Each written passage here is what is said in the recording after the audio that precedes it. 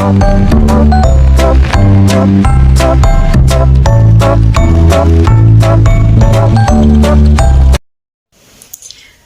bab yang pertama, ada pengantar audit internal berbasis risiko.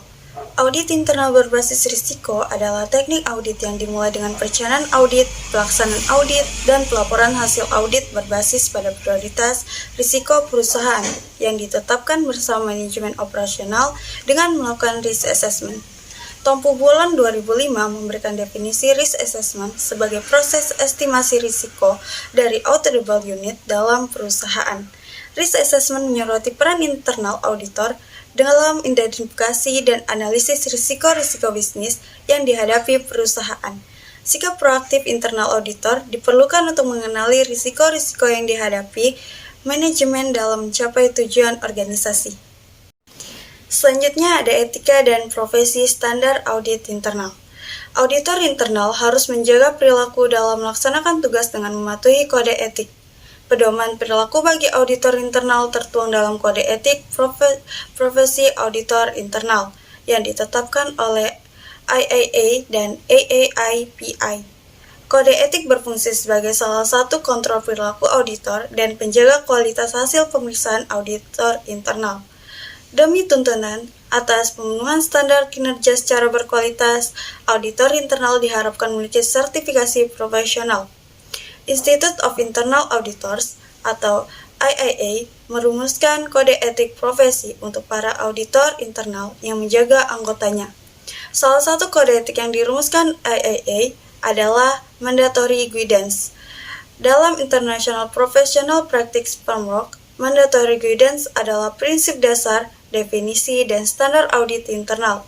IIA menetapkan standar profesi pelaksanaan audit internal. Aktivitas audit internal dirancang dalam memberikan nilai tambah atau value added bagi organisasi atau perusahaan. Selanjutnya ada sejarah audit internal. Profesi auditor internal sudah ada sejak sekitar 3.500 sebelum Masehi. Asosiasi Auditor Internal dibentuk tahun 1941 dengan nama Institute of Internal Auditors atau AAI. Di Indonesia, Asosiasi Auditor Internal diwadahi dalam organisasi profesi seperti Asosiasi Auditor Internal atau AAI. Dalam menjalankan fungsinya, auditor internal memiliki legitimasi secara kuat pada tatanan organisasi atau perusahaan. Pada perusahaan yang sudah terdaftar di pasar modal atau go public, keberadaan fungsi audit internal diatur oleh otoritas yang berwenang. Sementara pada perusahaan yang belum go public, maka keberadaan auditor internal sesuai dengan kebijakan manajemen perusahaan. Dalam modal three line defense, maka auditor internal berada pada line pertahanan ketiga. Auditor internal menetapkan diri sebagai mitra manajemen dengan memberikan jasa konsultasi dan penjaminan secara independen. Selanjutnya, memahami dan mengukur efektivitas pengendalian internal. Auditor internal mungkin tidak bisa sepenuhnya memahami sistem operasi, tetapi auditor internal dididik untuk mengevaluasi sistem pengendalian secara objektif. Kegiatan audit internal haruslah membantu perusahaan menerapkan pengendalian secara efektif dengan mengevaluasi efektivitas dan efisiensi serta mendorong perbaikan terus-menerus. Pengendalian adalah sebuah sarana atau tools untuk membantu pencapaian tujuan dan sasaran perusahaan. Pengendalian yang baik tidak hanya melindungi perusahaan, tapi juga karyawan dan manajemen. Pengendalian memberikan keyakinan memadai kepada pemilik dan para pemangku kepentingan. Pengendalian internal membantu organisasi atau perusahaan mencapai tujuan dengan membawa pendekatan sistematis dengan mengevaluasi, meningkatkan kinerja perusahaan. Perusahaan dapat memilih model pengendalian internal sesuai dengan kondisi perusahaan, seperti pengendalian internal COSO dan atau COBIT. Efektivitas sistem pengendalian internal tercapai dengan melakukan evaluasi terhadap aktivitas, ketaatan prosedur, efektivitas, dan efisiensi di setiap kegiatan operasional perusahaan. Selanjutnya, proses manajemen risiko. Manajemen risiko adalah suatu bidang ilmu tentang bagaimana suatu organisasi menerapkan ukuran dalam memetakan berbagai permasalahan. atas ketidakpastian yang berpeluang merugikan, lalu menempatkan berbagai pendekatan manajemen secara komprehensif dan sistematis. Keputusan manajemen risiko mempunyai pengaruh yang lebih luas atau besar terhadap operasi perusahaan. Manajemen risiko dimulai dari penetapan konteks, lingkup, penilaian risiko, identifikasi, evaluasi risiko, penanganan risiko, sampai pada komunikasi serta konsultasi risiko. Metode penanganan risiko yang dapat dilakukan dapat berupa penghindaran, menahan atau menanggung, diversifikasi, transfer risiko, pengendalian risiko, dan pendanaan risiko. Selanjutnya, perencanaan audit. Strategi atau rencana dalam audit berbasis risiko didasarkan pada prioritas area audit di Audit Universe atau Audit Internal Community of Practice 2016. Auditor perlu menyusun perencanaan audit berbasis risiko sebelum pelaksanaan auditnya. Perencanaan audit berguna dalam menetapkan prioritas kegiatan aktivitas audit internal sesuai tujuan organisasi atau perusahaan. Dalam proses penyusunan perencanaan audit internal berbasis risiko, auditor kepala berkonsultasi kepada manajemen senior dan dewan pengawas untuk memperoleh pemahaman memadai mengenai strategi organisasi, tujuan kegiatan, kunci risiko-risiko, dan proses manajemen risiko. Auditor kepala mengkaji dan menyesuaikan perencanaan guna merespon perubahan dalam berbagai hal, seperti usaha, risiko, operasi, program, sistem, dan pengendalian organisasi. Struktur rencana audit tahunan mengikuti struktur organisasi, ukuran dan size dari program, dan struktur tim audit. Alokasi audit secara tepat sesuai dengan tanggung jawab tim dan diurungkan sesuai prioritas atau peringkat risiko potensial. Selanjutnya, pelaksanaan audit, evaluasi, dan bukti audit. Untuk melakukan audit internal berbasis risiko, auditor internal harus melakukan pengumpulan bukti audit dan evaluasinya melalui tahapan identifikasi, penentuan, serta penilaian dan pengujian audit. Dalam mengumpulkan bukti audit, terdapat syarat yang harus dipenuhi, antara lain, bukti audit haruslah cukup, dapat diandalkan, relevan, dan kompeten.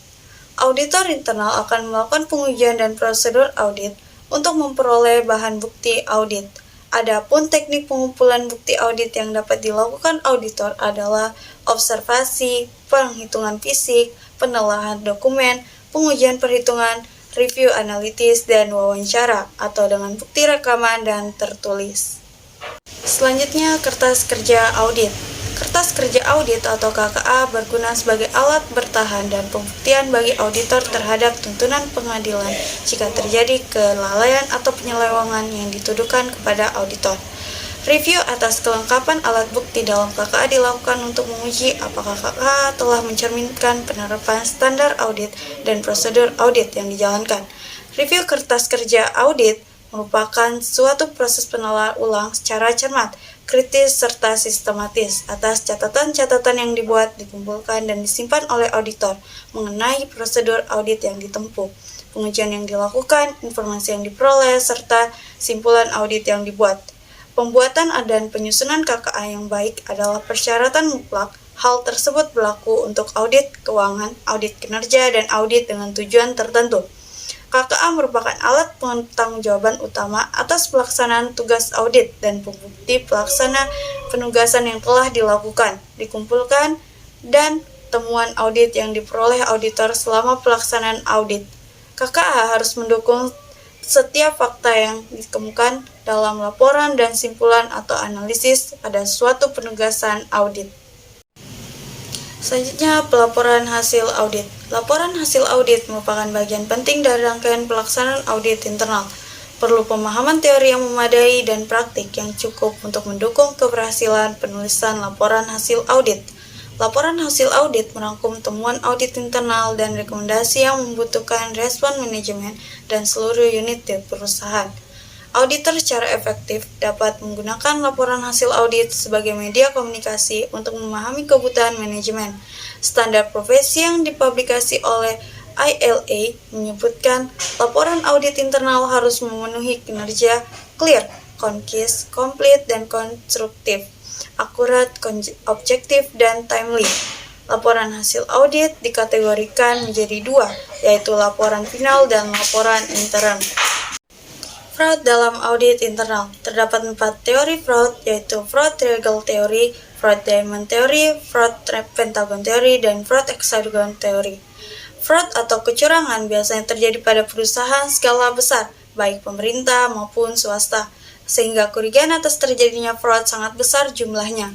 Albrecht DKK 2012 mendefinisikan fraud sebagai kecerdikan manusia dirancang untuk memperoleh keuntungan secara lebih dari pihak lain dengan keterangan palsu. Fraud mencakup 3 langkah, yaitu tindakan, penyembunyian, dan konversi Association of Certified Fraud Examination. Mengelompokkan fraud ke dalam 3 jenis, yaitu financial statement fraud, asset misappropriation, dan corruption. Dan yang terakhir, riset audit internal berbasis risiko. Fokus audit internal auditing telah mengalami perubahan. Fokus utama sebagai watchdog yang memberi masukan atau input untuk perbaikan atas sistem dan berperan sebagai katalis di dalam organisasi. Penelitian terkait audit internal meningkat sejak dilakukan peraturan Otoritas Jasa Keuangan atau OJK tentang kewajiban pembentukan unit audit internal.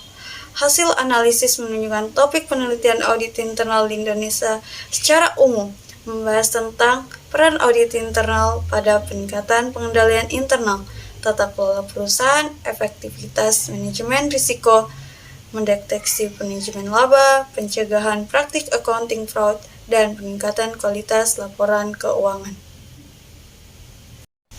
Baiklah teman-teman, itu tadi video pembelajaran mengenai audit internal berbasis risiko. Sebelumnya, saya mohon maaf apabila ada kesalahan kata dalam penyampaian saya. Si Agus membawa bonsai, lalu duduk makan stroberi. Semua telah usai, saya Fadlienda Sari, pamit undur diri. Terima kasih dan wassalamualaikum warahmatullahi wabarakatuh.